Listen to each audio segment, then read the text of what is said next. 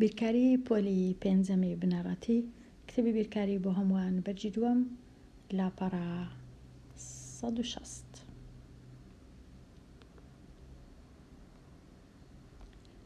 ڕێگاکانی شیکاری پرسیارەکان. هاوڕێ خشتەیەکی پێکهێنا بۆ نووسینی کیلۆمەترەکان کە ڕۆژانە دەیبڕێ. ئەوەش خشتەکەیە ڕۆژ و چەند کیلۆمەتر هەر ڕۆژەی دەبڕێ. ڕۆژی دووشەممە 2 کیلۆمەتر و نیو، ڕۆژی سێشەممە 3 کیلۆمەتر و 1 چارەک، ڕۆژی چوارشەممە 2 کیلۆمەتر و 3 چارەک و ڕۆژی پێنجشەممە 2 کیلۆمەتر و 3/8 کیلۆمەتر. هاوڕێ لە کام ڕۆژ زۆرترین دووری و لە کام ڕۆژ کەمترین دووری بڕیوە. واتە پرسیارەکە دوو بەشە. پرسیاری یەکەم زۆرترین دووری لەو دووریانە کامە ژمارە لە هەمویان گەورەترە و کەمترین دووریش کام ژمارە لە هەمویان بچووکترە. چونکە ئەو ژمارانە ژمارەی کرددارن، واتە لە دوو بەش پێکاتینە بەشێک ژمارە تەواوەکە کە ئەو بەشەیە، ئەو بەشانە ژمارە تەواوەکەنە و بەشێکیش کەرتەکەیە. ژمارە تەواوەکان پێشی کەرتەکان بەراورد دەکەم.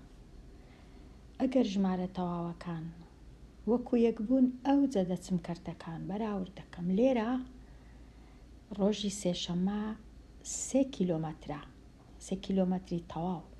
ڕۆژەکانی هەمووی 2 کیلۆمەتر تەواوەکەمە بەستم، ژمارەی تەواو. کەواتە یەکسەرە من دەزانم ڕۆژی سێشەم گەورەترین یان زۆرترین دووری بڕیا.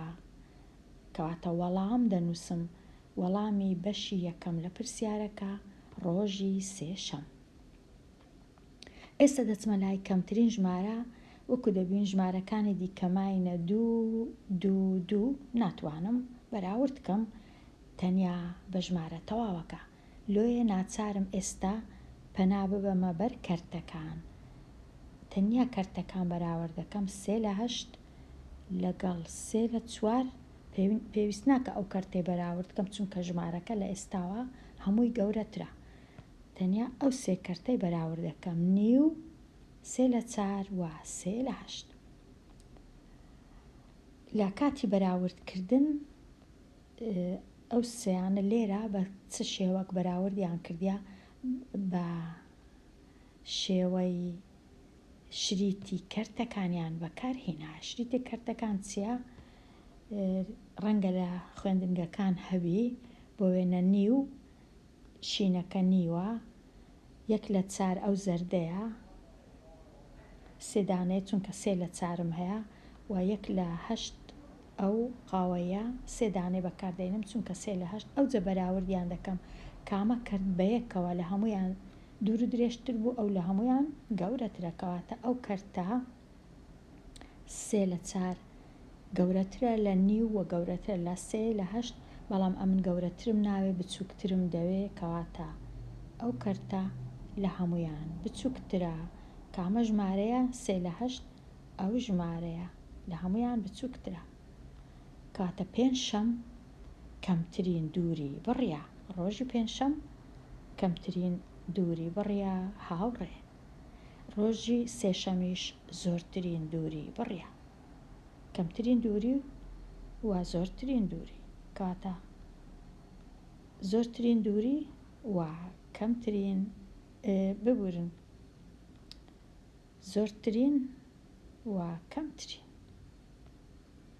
ئەوە شیکاری ئەو پرسیارە. لێرە نووسرایە هەر پرسیارێکت هەبوو پێشتر تێبگە لە پرسیارەکەی، واتە 2-3 جار بیخینەوە بزانە داواکراو، بزانە چیان لێت دەوێت. لێرە بۆ وێنە داواکراو لە کام ڕۆژ زۆرترین دووری دەوڕێوە، لە کام ڕۆژ کەمترین. پاشان پێدراوەکان کە بەکاریان دەینی کامانن. لێرە هەموو پێدراوەکان بەکاردەینم بەڵام لە وەڵامەکەی تەنیا ئەو دووەی بەکاردێنم بۆ وەڵامدانەوە. هەندێک جا پێدراو هەیە پێویستم پێ نییە، ئایا پێدراو هەیە بەکارت نەهێنابی؟ لێرە نا، هەموو پێدراوەکان بەکارهاتن. پاشان پلانێک دادەنێم، ئایا بە چڕێک ئەو پرسیارەی شیکارکەم، ئایا بچم شریتی کەرتەکان بەکاربینم یان ژێرەی کەرتەکان ڕێک بێخم یان هێڵی ژمارەکان بەکاربینم. پلانێک دادەنێم.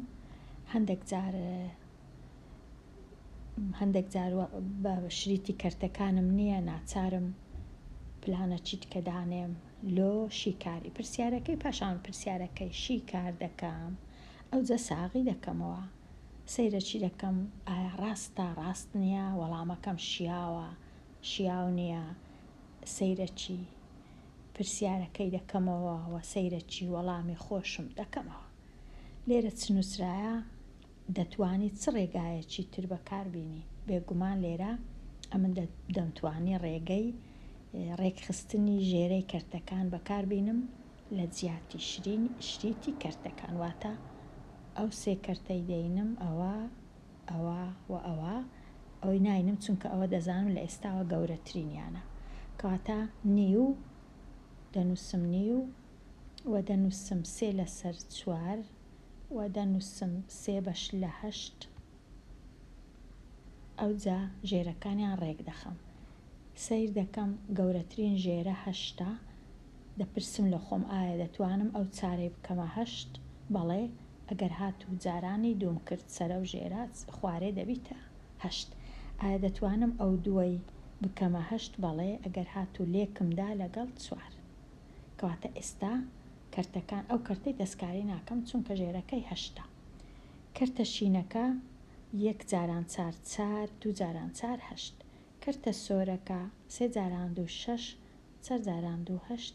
کەرتە سەوزەکە 3/8. ئێستا بەراوردیان دەکەم کامە کەرت سەرەی گەورەتر بوو. ئەو کەرت گەورەیە، بەڵام ئەمن نامێ بزانم کام کەرت گەورەیە، دەمێ بزانم کام لە هەمویان بچووکترە.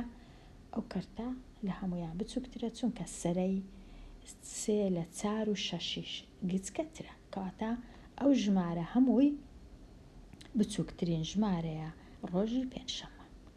2 3/8. ئێستا ئەوە تەواو بوو. ئەگەر تەماشایەکی خێرا بکەم بە پێداچوونەوەی خێرا، لێرە نووسرایە بەراورد بکە، هێمای گەورەترە لە بچووکترە لە یان یەکسانە بە دانێ. پرسیاری ژمارەیەک کەرتێکم هەیە 4/4 بەراوردی دەکەم لەگەڵ 3/4 چونکە خوارەی ژێرەی کەرتەکان 1 شتە، کامە سەرەی کەرتەکە گەورە بوو، ئەو کەرت گەورەترە، کەواتە 4/4 دەکایەکی تەواو گەورەترە لە 3 چارەک.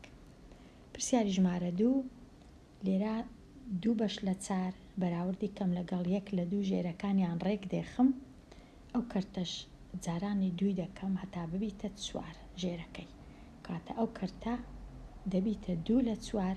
لێرەش 2/4 یەکسانن. هەرچەندە شێوەکەیان بە یەک ناچی، بەڵام یەکسانن. پرسیاری 3 سەرەی کەرتەکان هەمان شتە، ئەو کەرتەی ژێرەی گەورە بوو، کەرتەکە بەخۆی گچکەیە، کەواتە نیو گەورەترە لە 1/3. لێرە ژێرەی کەرتەکان ڕێک دێخم، هەرچەندە زۆر ئاسانیشە بزانم کامە گەورەیە.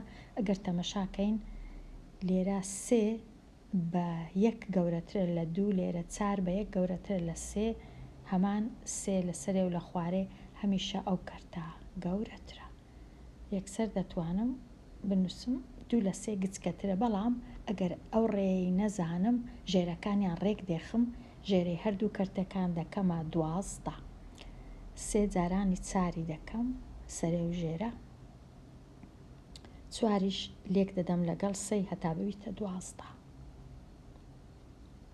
ئێستا کەرتە شینەکە بووە 4 جاران 2 8 لە 12. کەرتە سەوزەکە بووە 3 جاران 3 9 لە 12. کەرتە سەوزەکە گەورەترە. پرسیاری ژمارە 5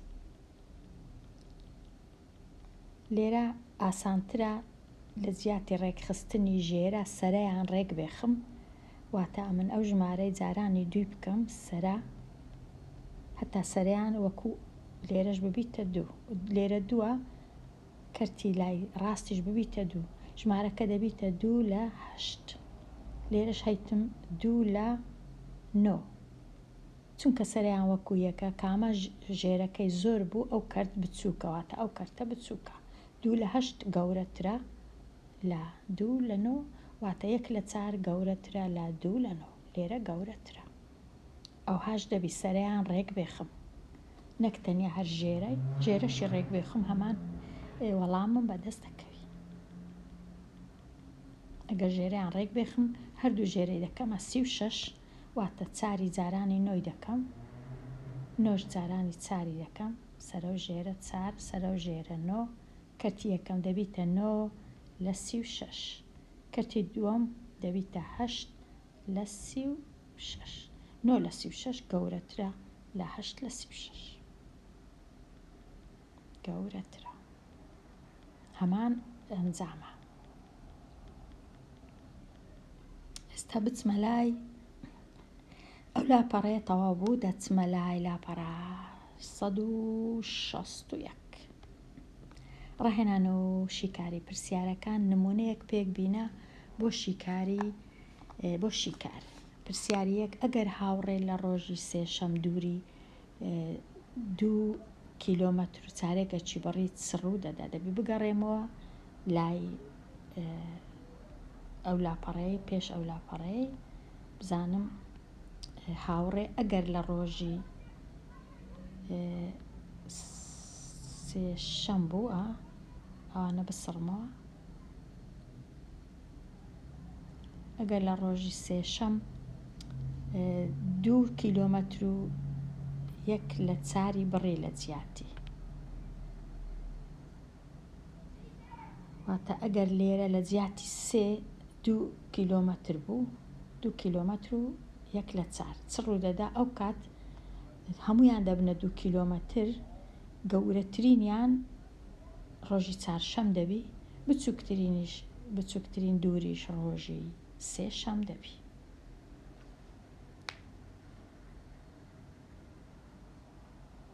ئەو های لێدێ با بگەڕێمەوە لاپەڕەکەی پاش ئێرە. پرسیاری 2 نزیکترین 5 هەسارە لە خۆرەوە ئەمانەن: زەوی، زوهرە، مەریخ، عەتارد و مشتەری. 5 هەسارەیە. ئەو جە پاشان لێرە دەبوایە خاڵ هەبی ڕستەیەکی نوێ. زەوی دەکەویتە نێوان زوهرە و مەریخ. زەوی دەکەویتە نێوان زوهرە و مەریخ. کام لەم هەسارانە نزیکە لە مشتەریەوە؟ ئەوەی ڕاستی بی ئەمن یەکەم جار زۆر بیرم لێ کردەوە نەمدەزانی ئایا مەبەستیان ئەوەیە من بچم زانیاری خۆم کە پێشتر هەما لە فیزیا بەکاریان بینم یان هەر ئەو زانیاریە لەو پرسیارەی هەیە بەکاری بینم، چونکە ئەگەر هەر تەنیا ئەو پێدراوانە و ئەو زانیاریانە کە هەیە بەکاری بینم هیچم بە هیچ ناتوانم وەڵام بدەمەوە. پاشان چوم کتێبە عەرەبیەکەم خوێندەوە لەوێ ڕستەیەکی دیکە هەیە زانیاری زیاتر هەیە لۆشی کاری ئەو پرسیارە. با تەمەشاکەین بزانم ئەمن تەمەشاکەن پرسیاری 2 لێرە دوای نووسرایە زەوی لە مابەینی زوهرە و مەریخە بەڵام پاشان نووسرایە عەتاردیش لە مابەینی زوهرە و ڕۆژە. ئەو جە دوای نووسرایە کامە لەو هەسارانە نێزیکە لە مشتەری، کەواتە ئەگەر زانیاری زیاترت نەبی ناتوانی ئەو پرسیارەی شیکارکەی بەداخەوە، کەواتە کەم و کوڕی هەیە لە پرسیار وەکو دەبینین لێرانە. ئەو جە ئێستا بچم چاچی کەم ئەو پرسیارەی پاشی ئەوەی کە زانیمان کووە. نووسرا بوو زەوی، زوهرە، مەریخ، عەتارد، مشتەری، بەڵام ئەوە مانای ئەوە نییە بەو جۆرەیە ڕیزکردنەکەوە هەر لێرە ئەوها ڕیزکرایە. ئێستا نووسرا بوو زەوی کە ئەوە زەویە لە مابەینی زوهرە و مەریخە، کە منیش دەچم بە ئەوانە لابەم تۆزەک زەویەکەی دەینم ئەوە ڕۆژە، ڕۆژ با لێرەوی، زەویەکەی دەینم دایهاویمە ناو مابەینی زوهرە و مەریخ. ئەوها ڕەنگە یەکێک ئەوها داینێ، کێشە نیە، توانی ئەوهاش داینێ، ئەوە مەریخ، ئەوەش زوهرە، ئەوەش زەوی. پاشان نووسرایە چ عەرەبیەکە دەبیویسان بینمەوە، نووسرایە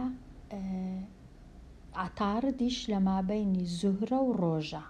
عەتاڕد ئەوە عەتاڕدە لە مابەینی ڕۆژ، ئەوە ڕۆژە لەگەڵ زوهرە، کەواتە ئەو زوهرەیە جێی خراپە، دەبی بیهینمە ئێرە ببورن، ئەو زوهرەیە جێی باش نەبوو.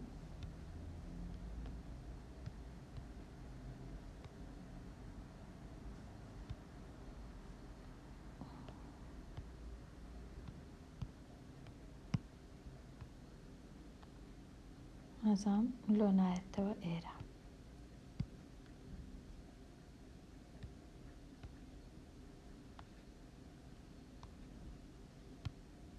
بەڵکم چاوی ئێستا چاوە، کەواتە نەم دەتوانی وەکو ئەگەر چونکە دەبواە زوهرە لە تەنشت عەتاڕدیوی، کەواتە زیاتر ئەوهایە مەریخ لێرەیە و زوهرەش لێرەیە، ئەوها ئەوە زوهرە، ئەوە مەریخ، ئەوەش زەوی.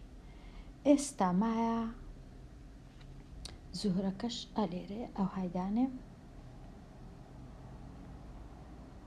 ئەوە ڕاست. ئێستا دەچم دەبی بزانم ئەوەی لە چێدانێم، ئەو مشتری عەتاڕدیش لێرە، مشتری ناچارم بێم لێرەی دانێم، ئەوها ڕێکیان بێخم، کاتە زوهرە، زەوی، مەریخ و مشتری ئەوها دانراینە. هەرچەندە ناوەکان بە من ناوی عەرەبی بەکار نەینین، چونکە ئەگەر بتەوێت لە زانیاری بگەڕێی باشترا بە ناوی لاتینی لە زانیاریەکان بگەڕێ، زۆر ئاسانتر. ئەوجا ئێستا ڕۆژ، عەتاڕد، زوهرە، زەوی، مەریخ و مشتری. پرسیارەکەش چ بوو؟ پرسیارەکە ئەوە بوو، پرسیارەکە ئەوە بوو ئایا کام لەم هەسارانە نزیکە لە مشتریەوە؟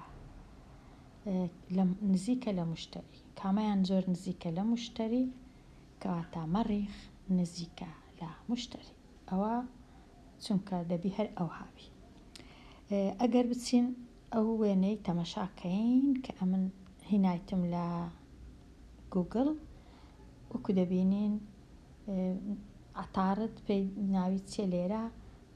مەرکوریوس، زوهرەش ناوی ڤێنوس، دوایە زەوی، دوایە ماش واتە مەریخ، جوپیتەریش واتە مشتری، و ڕاستە ئەوها ڕێک ئەوهایە بەڕاستیش. کاتە وەڵامی ئەو پرسیارەی داوەکە زۆر ئاسان نەبوو، پرسیارەکە زۆر پێویستی بە هێڵکاریە، پێویستی بە ڕەنگاوڕەنگ، بازنەی ڕەنگاوڕەنگ هەبوو، و پێویستیشمان هەبوو بخینینەوە بە عەرەبی کە ڕەنگە خوێندکار ئەو دەرفەتەی نەبی بچی کتێبە عەرەبیەکەی بینی یان تێژ بگا چ نووسرایە. بەکارهێنانی پێدراوەکان خشتەکە بەکاربینە بۆ شیکاری پرسیاری 3 و 4. پرسیاری 3: چۆن دەزانی ئەو بڕەبارانەی لە مانگی نیسانباری و زۆرتر بازارێت تەمەشایەکی خشتەکەی بکەم تێکڕای بارانبارین بە سانتیمەتر لە مانگەکان؟ مانگی 1، مانگی 2، مانگی 3 و مانگی 4. مانگی 4. پاشان نووسرایە کو دەزانی ئەو بڕەبارانەی لە مانگی نیسانباریە زۆرە، کو دەزانی ئەو ژمارەیە گەورەیە 5 سانتیم و 7 لە 8. کو دەزانین بێگومان زۆر ئاسانە بزانین، چونکە یەکسەر ئەمن دەچم تەمەشای ژمارە تەواوەکان دەکەم. لێرە 5، لێرە 3، لێرە 2، لێرە 3. 5 لە هەمویان زۆرترە، پێویست ناکە ئەمن بچم کەرتەکان بەراورد بکەم. ژمارە تەواوەکە 5 زۆرە واتە ئەو کەرتە واتە ئەو ژمارە کەردارە لە هەمویان گەورەترە لەبەر هەندێک دەزانم. کەواتە لێرە من چ هەڵدەبژێرم؟ بڕی ئەو بارانەی لە مانجی نیسان دەبارێ هەمیشە زۆرە، ئەوە هەڵەیە، هەمیشە زۆر نییە. گەورەترین ژمارەی سروشتی بریتە لە بڕی بارانی مانجی نیسان، ئەوە ڕاستە. گەورەترین بەشی کەرت، نابی کەرتەکان، کەرت ژمارە تەواو گەورەترە لە کەرت، کەواتە ئەوە هەڵەیە. دوو ژمارە کە زووتن، مەبەستی چێ دوو ژمارە کە زووتن، ئەوە هەر هەڵەیە. کەواتە زانیمان چ ڕاستە. پرسیاری چوار، ڕێزیەتی ئەو مانگانەی بارانی زۆر یان تیا دەبارێ بۆ ئەو مانگانەی بارانی کەمیان تیا دەبارێ کامەیە؟ واتە ئەو ژمارانەی کە هەتا ڕیزیان کە لە گەورە لۆ گچکە. ئێستا ئەمە زانیم ئەوە لە هەمویان گەورەترە، یەکسەر دەبی لە لای ڕاست بنووسرێ نیسان. کەواتە ئەوەی نووسرایە نیسان دەهێڵمەوە، ئەوەی نەنووسرایە نیسان یەکسەر لای دەبم، ئەوە هەڵەیە. سێ لەوانە نووسرایە نیسان، کەواتە ئەوانەی دەهێڵمەوە. پاشی نیسان چ دێ؟ چ ژمارە گەورەیە لەو ژمارانە؟ ئەو دووە لە هەمویان بچووکترە، کەواتە ئەو مانگە شوبات دەبی لە کۆتاییەکەی بی لە لای چەپ. کامە لێرە مانجی شوبات لە کۆتاییە؟ لێرە لەو دووەی لە کۆتاییەکەی، کەواتە ئەو دووە ڕەنگە ڕاست بن، ئەوەش دیسان دەسڕمەوە، ئەوەش هەڵەیە. ئێستا دوومە. پاشی مانجی نیسان، ئێستا ئەمن بەراوردی ئەو ژمارە و ئەو ژمارەی دەکەم. هەردوو چیان سێ، سێی تەواون، بەڵام یەکەچیان نیوە، ئەوی دیکە 3/8. نیو گەورەترە لە 3/8. ژێرەکانیان ڕێک دەخەم، هەردوو ئێرەی جارانی چاری دەکەم، دەبیتە 4/8، ئەوەش 3/8. بێگومان 4/8 گەورەتر لە 3/8، کەواتە ئێستا زانیم کوڕێکیان دێخم، نیسان، ئازار و کانونی دووەم ئەوجا شوبات. کامە ڕاستە؟ نیسان، ئازار، کانونی دووەم شوبات، ئەوە ڕاستە، کەواتە ئەوەش هەڵەیە. بەو جۆرەی تۆزە هەنگاو بە هەنگاو دەگەڕێم بە شوێن ڕێزیەتی ڕیزکردنی ژمارە کەرت دارەکانم، ڕیزیان دەکەم. هیچ نەبی دەبی بزانم کامە لە هەمویان بچووکترە و کامە لە هەمویان گەورەترە، ئەوەی هەردەبی بزانم. ئەگەر هیچ نەزانم، یەکسەر دەبی بزانم ئەوە گەورەیە و ئەوەش بچووکە، چونکە 2 تەواو و 5 تەواو، ئەوانی دی هەردووچیان سێە، بەراوردیان دەکەم، ئەو جە کەرتەکانیان بەراورد دەکەم. لێرە پێویست ناکە ئەم بچم کەرتەکان بەراورد بکەم. ئێستا بێمە لای ڕاهێنان بە چەند ڕێگایەکی جیاواز. ئەندازە باخچەی سەیوان لە شێوەی پێنجلایەکی ڕێکە. ئەو ئەندازەیە نەدەبوا لێرە نووسراوە، تێکەڵ نەکەین. باخچەی سەیوان لە شێوەی پێنجلایەکی ڕێکە. ئەم دەبی بزانم پێنجلای ڕێک کووە، واتە 5 لایە، ئەوها 1 لا، 2 لا، 3 لا، 4 لا، 5 لا. ڕێک مانای چییە؟ واتە لایەکان وەکو یەکن. ئەگەر ئەوە 3 بوو، ئەوەش 3ە، ئەوەش 3ە، ئەوەش 3ە، ئەوەش 3ە. ئەگەر 4 بوو 4ە، ئەگەر 5 بوو 5ە. سەیوان چی دەوێت؟ دەیوێ پەرژینی بکە، هەمیشە پەرژین، واتە دیتنەوەی چێوە. پەرژین لە دەورەی باخچە یان خانوو یان هەرچ دیتنەوەی چێوە. بە تەلی دڕکاوی پێویستی بە چەند مەترە؟ لێرە داواکاریەکە چییە؟ ئایا سەیوان دەوی بچی چەند مەتر تەلی دڕکاوی بکڕی؟ ئەگەر زانی 1 لای ئەو 5 لایە 8 مەترە. زۆر ئاسانە. ئەوە باخچەکەیتی هەر لایەک لە لایەکان 8 مەترە. ئەگەر تەلەکەی دەبی ئەمن ئەو 8 کۆیان بکەمەوە 5 یان 8 جارانی 5 بکەم، یان 8 کۆ بکەمەوە 5 8 کۆ 8 کۆ 8 هەتا 5. ئەوجا ئەوە بە کەیف و خۆم کامەی هەڵدەبژێرم. ئەمە لێرە 8 دەینم، جارانی 5 دەکەم. 8 لێکی دەدەم لەگەڵ 5 یەکسانە بە 40 مەتر، کەواتە 40 مەتر تەلی دڕکاوی پێویستە بۆ پەرژینکردنی هەموو هەر 5 لایەکەی ئەو باخچەیە. 5 لای هەیە. ئەو پرسیارە تەواو. پرسیاری ژمارە 6 تەنها 2 کەس دەتوانن لە لایەکی مێزێکی 4 گۆشەی دابنیشن. واتە ئەمن ئەگەر مێزەکم هەبوو ئەوها تەنیا 2 کەس دەتوانن دانیشن لە هەر لایەکی، یەک لێرە یەک لێرە یەک لێرە یەک لێرە یەک لێرە یەک لێرە یەک لێرە یەک لێرە. واتە لە دەورەی مێزەکە چەند کەس دەتوانن دانیشن؟ 2 4 6 8 کەس دەتوانن دانیشن. ئایا چەند کەس دەتوانن لە لای 12 مێزی 4 گۆشەی پێکەوە لکاو بەمەرجێک لاکێشەیەک پێک بهێنێ دابنیشن؟ کەواتە لێرە ئەو وشە پێکەوە لکاو زۆر گرنگە. ئەگەر تێنەگەم ڕەنگە نەتوانم ئەمن پرسیارەکەیشی کار بکەم. کەواتە 12 مێز هەیە، ئەو هالە تەنیشتێک دایان دەنین پێکەوەیان دەلکێنین.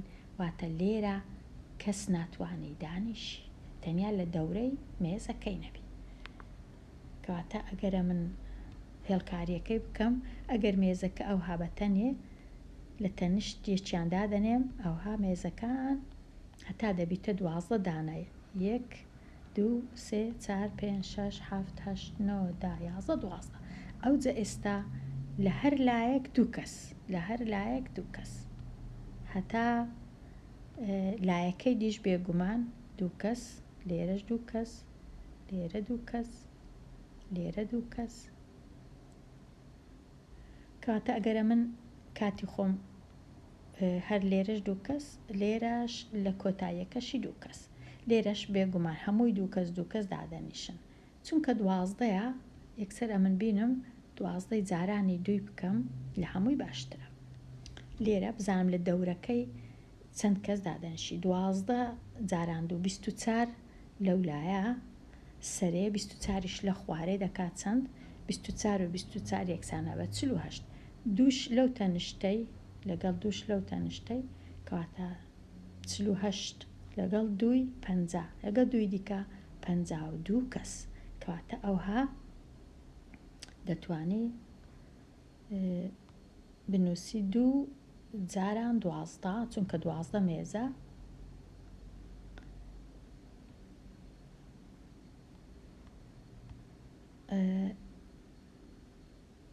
باوەی تۆزەک چاکەم 2 جاران 12 یەکسانە بە 24. 24 دیکەش واتە دیسان 24 جارانی 2 بکەم یەکسانە بە 48.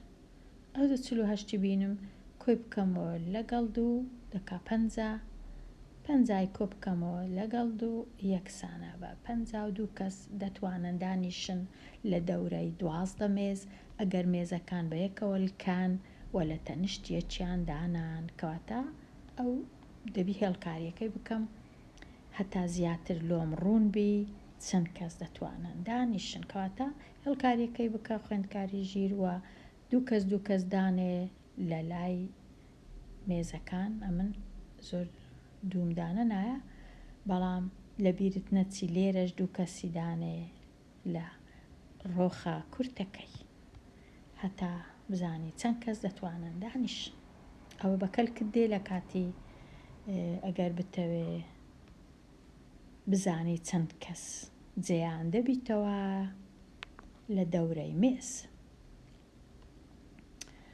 بێمە لای پرسیاری ژمارە 7 کە تێنەگەیشتم ئەو پرسیارە چییە لە بەرهەندێ وا بزانم دەی هێڵمەوە، چونکە نووسرایە هاوکار 2000 دینار و 2 مۆمی هەیە. نرخی هەر مۆمێک 4750 دینارە.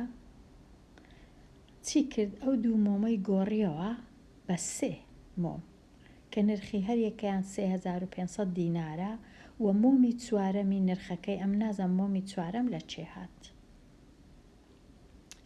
5000 دینار. ئەگەر هاتوو 2 مۆمەکەی گۆڕیەوە بە بە 4 مۆم ئەوە دەزانم لە چێ هات، بەڵام ئەگەرنا نازانم لە چێ هاتەوەی ڕاستیوی. ڕەنگە تەنیا 1 مۆمی گۆڕی بیتەوە، نووسرا 2 مۆمەکەی گۆڕیەوە. ئەمن زۆر باش تێنەگەیشتم. پاشان نووسرایە چەند پارەی لایە، چەند پارەی لایە، ئایا بە پارەی مۆمەکانی شەوە یان هەر پارەکەی خۆی کە لایتی. ئەوەش دەبی ئەمن تێبگەم، حەز دەکەم لێرەش یان ئەمن تێناگەم یان کەم و کوڕیەک هەیە.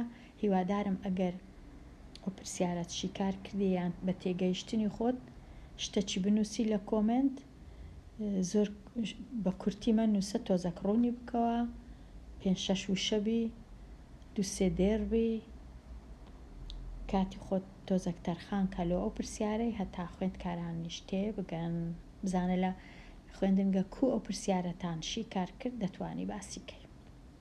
دێمە لای پرسیاری ژمارە 8.